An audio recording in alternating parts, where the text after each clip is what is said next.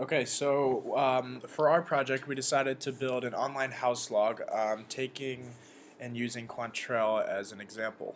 Yeah, so we what we did is we took an online kind of formatting thing and we altered it for what we wanted to have. Like, so we have the Quantrell logo, we have like a cool picture in the back that moves nicely. You can go to an interactive choke map. I did all the layouts and Albie did a lot of the code behind it, making everything work. And so then we like get down to the chart and we have our date, and we're maybe potentially in the future you could have it clear every at midnight or something. And then do you want to? And so then underneath the date, we have the kind of the entrance or the submitting portion of the log. So we had based it off the kids in my dorm. So we have 15 students, and you can choose the status whether you're in or out of the dorm. You can type in a location. So for example, Lanphier, I'm going to say I'm out. You can choose the time.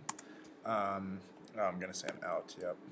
And you can say you'll be back at check-in, and then you can, the advisor, once everything happens, can choose whether you're in or out, and I can just say I'm going to be back in time for curfew, so say in, and then you can submit, and then it refreshes the page and then shows up in our table down here, and it can do so for everyone, and you can resubmit, and it'll update over something, which is pretty neat.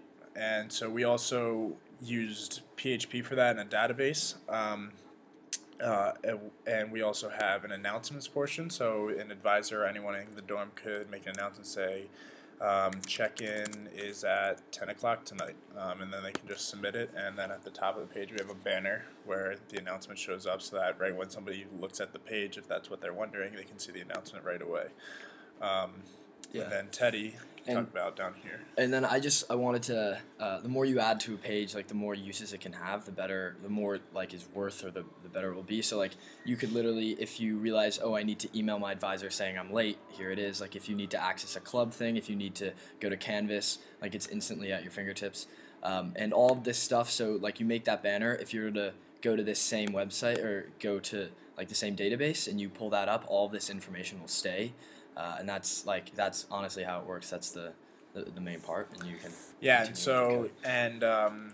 somebody, if they want to clear the announcement, you can just clear and enter announcement. Gets rid of the banner up here, and then so we were just gonna go through our code a little bit. And so in our code, we talk the beginning portion we have for the like submitting the information for the table and the data.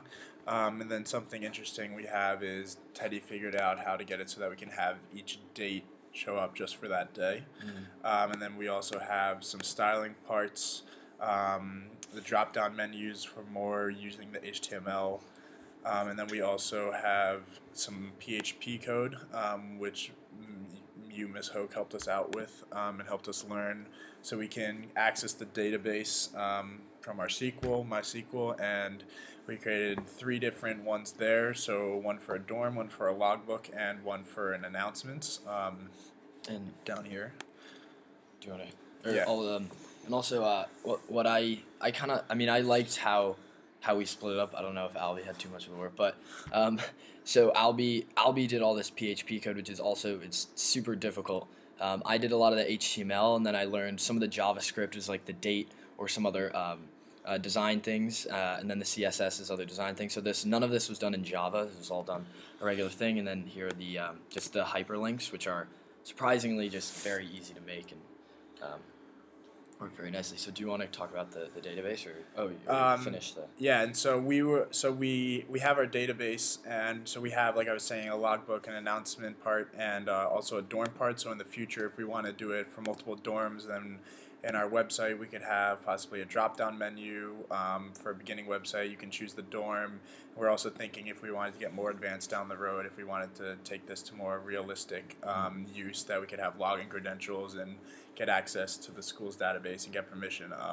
But for now, what we did is just kind of come up with one example that I could use from my dorm, and so that is pretty much our project. Yeah, and you can also maybe you have a photographer take a photo of your dorm in the background and put it there. Like it could be completely customizable, and I think it'd be really cool. You have like maybe if you have kids in the dorm and no computer science, like they could totally come and customize everything and make it like unique to your dorm. And then that would be your dorm house log, and it would be just like super helpful. And then to log stuff, to remember who's checked in, you could keep a database of files of certain dates and stuff. But that all works with the what's it called, with the database. Yeah. That we have. And so that's our project.